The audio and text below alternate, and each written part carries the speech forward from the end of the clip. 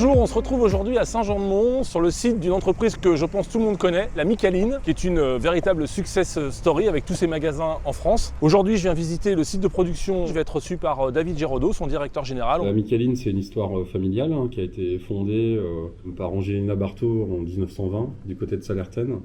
Étape et après étape, de fil en aiguille, la famille Barthaud a continué de développer la Micaline pour venir à Saint-Jean-de-Mont. Et puis après derrière, la deuxième naissance, c'est André Barthaud, 1985, création de la Micaline à Chaland. Donc une entreprise centenaire. Depuis 1985, c'est un développement en franchise pour aujourd'hui représenter un peu plus de 240 magasins sur le territoire. Grosso modo, 2200 personnes qui travaillent sous l'enseigne La Micaline.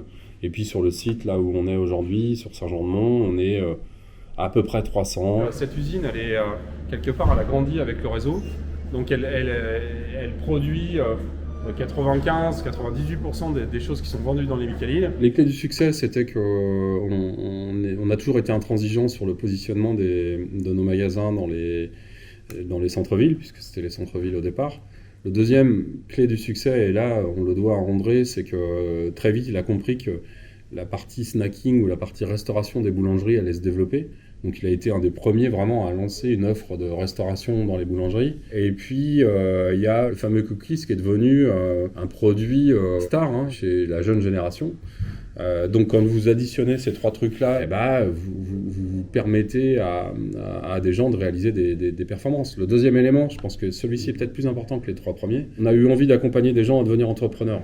Et donc on a mis tout un tas d'outils pour permettre à des gens qui avaient envie en fait de se mettre à leur compte, de voler de leurs propres ailes, et on leur a apporté les compétences nécessaires pour le faire. On est reconnu vraiment pour ça, c'est-à-dire qu'on est capable d'amener des gens à l'entrepreneuriat avec un filet de sécurité important et une transmission de savoir importante. On sait que pour la Micaline, la stratégie RSE est importante.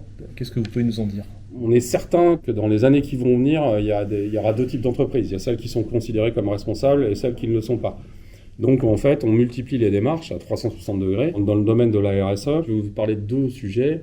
Le premier sujet, c'est les produits sains et responsables. André avait cette fibre en fait d'approvisionnement local. On est des nourrisseurs, donc on fait attention à ce qu'on donne aux gens. En fait, toutes les machines qui sont faites ici sont faites pour reproduire les gestes du boulanger.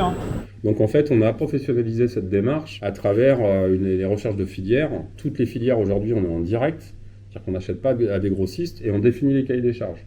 La deuxième démarche, elle est sur tout ce qui va être emballage et tout ce qui va concerner en fait les besoins en fait réutilisables ou pas de support. Donc on essaie d'éradiquer tout ça, le plastique. Il nous reste encore deux petites choses, des détails, mais on est presque au bout de la démarche. Mais c'est des démarches au quotidien. L'important en fait, c'est que si vous voulez vraiment vous lancer sérieusement dans la RSE et pas simplement d'un point de vue market, on aura gagné quand il n'y aura plus de département RSE chez nous.